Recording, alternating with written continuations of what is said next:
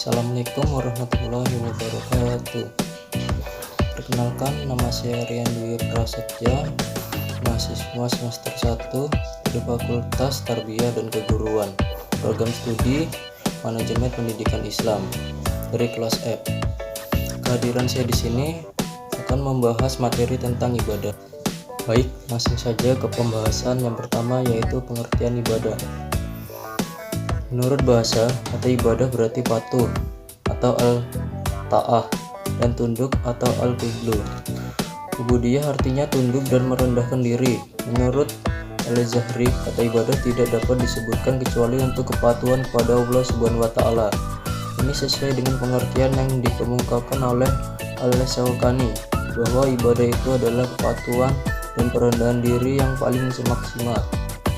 Secara etimologis diambil dari kata abadu, yabudu, abadan, wahwa, abidun, abid, berarti hamba atau budak, yakni seorang yang tidak memiliki apa-apa harta dirinya sendiri milik tuannya, sehingga karena seluruh aktivitas hidup hamba hanya untuk memperoleh keridhaan tuannya dan menghindarkan murkanya.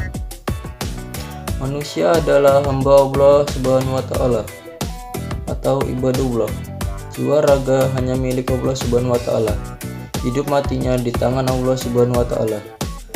Rizki, miskin kayanya, ketentuan Allah Subhanahu wa Ta'ala, dan diciptakan hanya untuk ibadah atau menghamba kepadanya.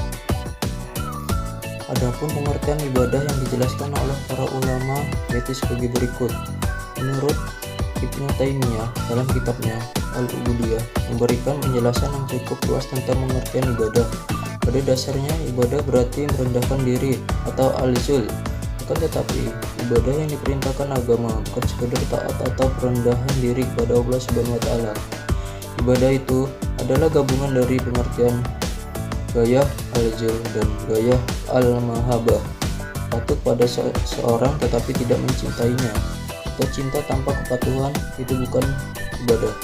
Jadi cinta atau patuh saja belum cukup disebut ibadah.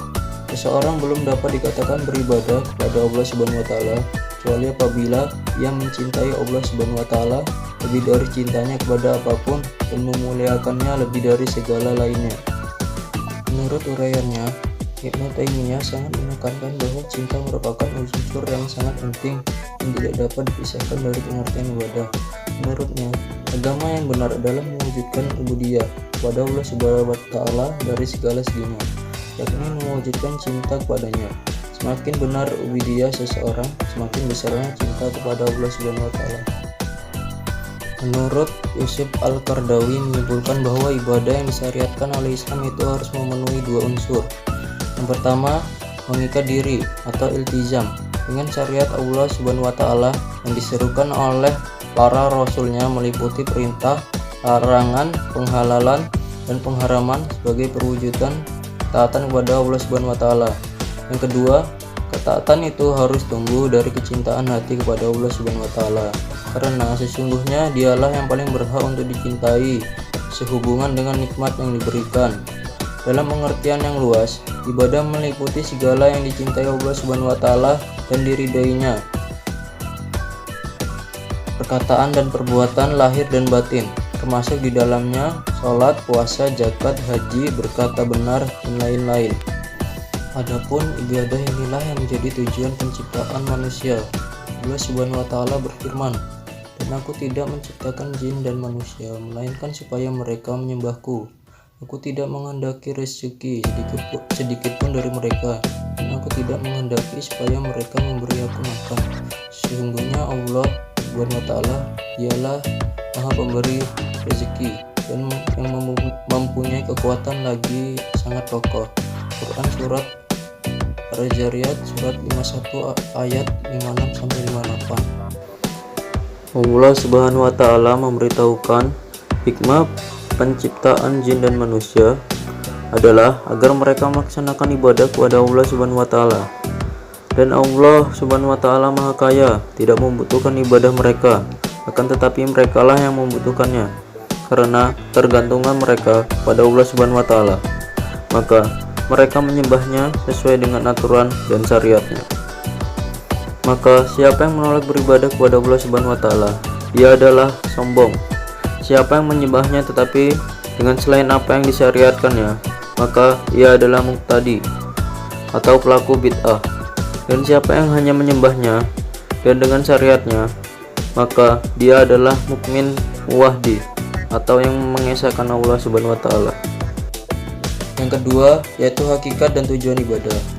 Hakikat ibadah menurut Imam Ibnu Taimiyah adalah sebuah terminologi integral yang mencakup segala sesuatu yang dicintai dan diridhai Allah Subhanahu wa taala, baik berupa perbuatan maupun ucapan yang tampak maupun yang tersembunyi. Dari definisi tersebut, kita memahami bahwa cakupan ibadah sangat luas. Ibadah mencakup semua sektor kehidupan manusia. Dari sini kita harus memahami bahwa setiap aktivitas kita di dunia ini tidak boleh terlepas dari pemahaman kita akan balasan Allah Subhanahu wa taala kelak. Sebab kecil apapun aktivitas itu akan berimplikasi terhadap kehidupan akhirat.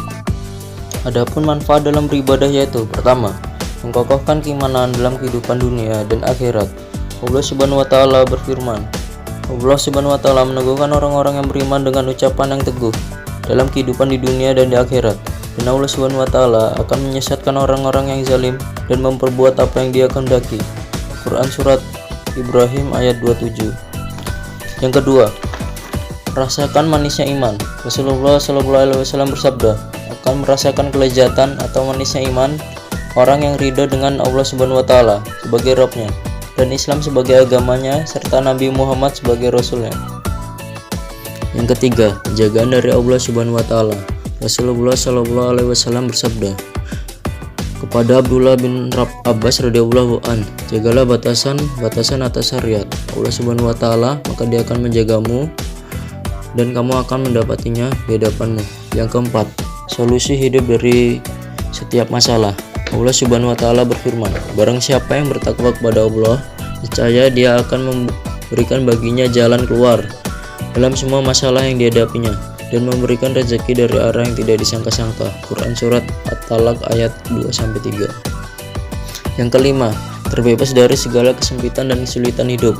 Allah Subhanahu wa taala berfirman, dan barang siapa yang berpaling dari peringatanku, maka sesungguhnya baginya penghidupan yang sempit, dan kami akan menghimpunnya kepada hari kiamat dalam keadaan buta. Allah Subhanahu wa taala juga berfirman, barang siapa yang mengerjakan amal soleh atau ibadah, baik laki-laki maupun perempuan, dalam keadaan beriman, maka sesungguhnya akan kami berikan kepadanya kehidupan yang baik di dunia, dan sesungguhnya akan kami berikan balasan kepada mereka di akhirat dengan pahala yang lebih baik dari apa yang telah mereka kerjakan. Quran surat An-Nahl ayat 97. Itulah pengaruh ibadah bagi kita.